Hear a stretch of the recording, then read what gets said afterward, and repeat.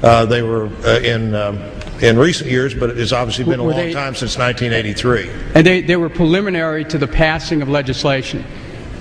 I don't know the answer to that. Well, I just want to point out something here as this House proceeds on this track. There are some of us here who feel that this country has drifted towards a version of a national security state. When the House begins to meet in secret on matters that relate to security prior to legislative acts, it raises questions about the Constitution of the United States. I know I'm familiar with my friend's awareness that the Constitution gives the Congress the ability to make its own rules. I also understand from the First Amendment that Congress wouldn't restrict any establishment of free speech. This is the citadel of free speech. This is the only place in America that someone can stand and say anything they want at any time and be free from any kind of illegal attack. Once we close that up, we're changing the nature of it at a time when this country's at war, when there's been questions raised about secret meetings and what was told with respect to torture, about secret meetings and what was told with respect to rendition, about secret meetings and what was told with respect to private corporations doing wiretapping. I just want the members of this House to incorporate that in their reflections when we proceed to approve an agreement for a secret meeting. I'd also like to state this, to just share my experience, and that is without referring to any content of any secret meeting I've been in, and I've been in a few at the beginning of my term in the House. I have found from my own experience, that secret meetings end up being occasions for the communication of information of at best dubious value. Now, you know, and I could point to individuals, at least one individual who's sitting in this chamber right now, who when we had a secret meeting right after 9/11, walked right down that aisle and, you know, uttered a famous barnyard expletive after we were being briefed in a secret meeting by a member of the administration. Some of you were there at the time to remember.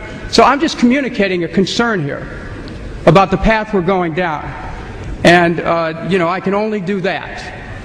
I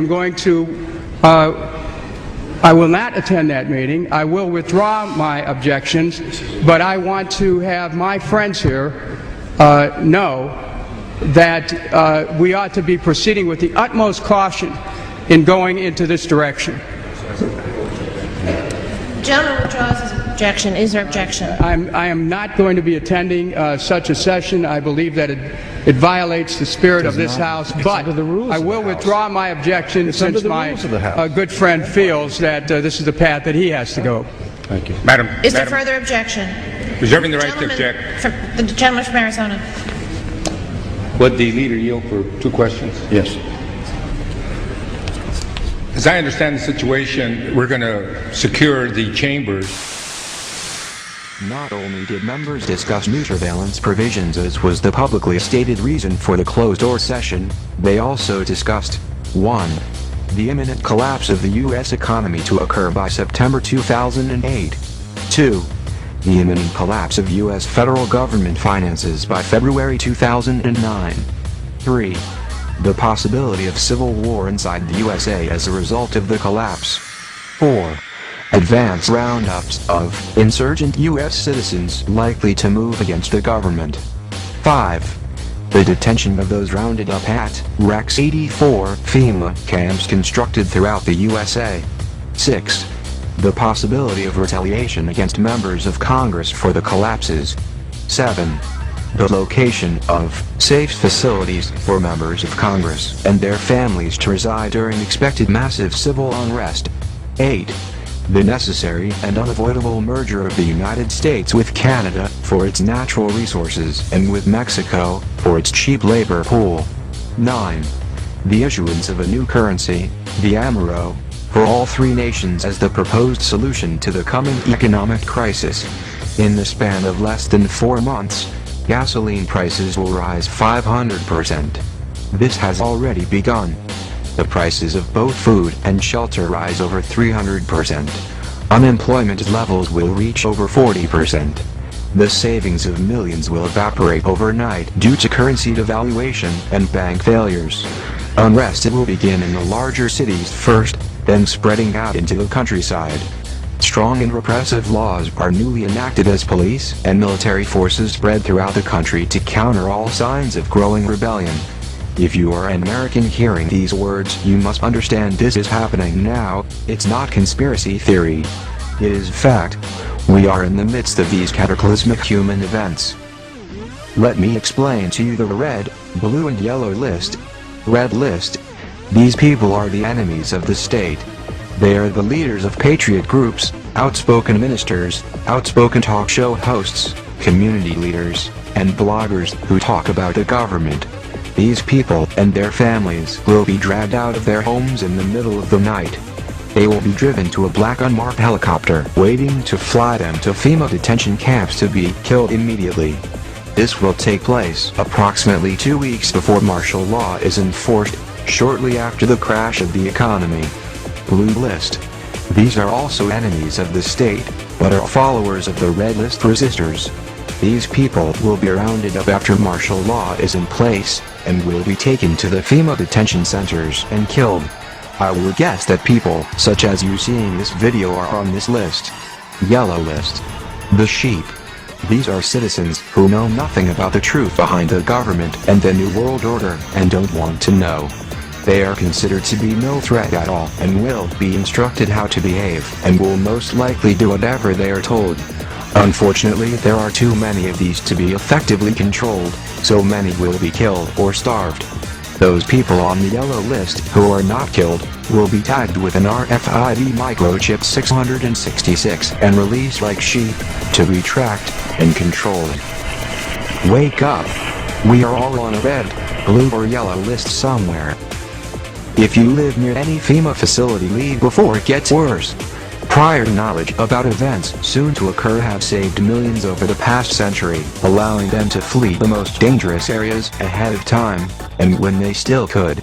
Not everyone that can leave will leave. History has taught this lesson well, especially to the almost complete annihilation of all the Jewish peoples in Europe during World War II and similar camps. We are now facing the imminent dangers of collapsing economies and currencies and the subsequent dictatorial regime that will inevitably follow. These are only the beginning of the hardest questions you will ever have to ask of yourself and your family. These are also questions that have already been asked and answered by those who have faced what you are facing now. You have a rare choice before you now. First choice. Keep living your lives in denial of the overwhelming evidence staring right at you and wait for them to come and take you and your family to the camps for systematic extermination. Second choice. Pack your things and get out of America while the borders are still open. Don't go to Canada or Mexico, because these countries will have the same fate as the USA. Leave the continent and don't look back. History is repeating. What you forefathers did to the Indians, they will do now to you. America is a sinking ship. If you stay on this ship, you will go down with it and drown. My personal advice, stay away from the UK. Do not believe foolishly that your government will allow this type of information to be made public much longer. And all the laws that have been passed since 9/11 gives you George Bush dictatorship. You better wake up. It's in your law. Let's see who's on the yellow list. It says, but are followers of the red list folks. These people will be rounded up after martial law. What will happen to them?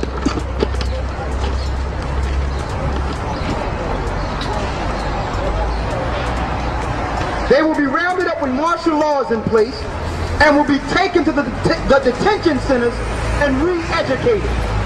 To those that are following what they call radical extremists, they're going to re-educate you. Here's a camp in the Midwest they'll be taking you to be re-educated. In some of your churches, your big cathedrals like Sharon Baptist, What's the other one? E9 Baptist Deliverance. These are going to be temporary concentration camps for you. You think you're going there to praise the Lord? You're going in these places to be reprogrammed when it's time. Don't sleep. Don't sleep, brothers and sisters. There's a reason your pastors are not paying taxes. They're doing their civil duty for the government to keep you asleep. Let's see who's going to be on the yellow list. The yellow list, these are citizens who know nothing about the New World Order and don't want to know. That's the majority of the people. I don't want to hear about that stuff. It's scary. You people, they need you around. The people that don't care, that don't know any better, think everything's going to be all right. You're asleep. It says right here, these are the citizens who know nothing about the New World Order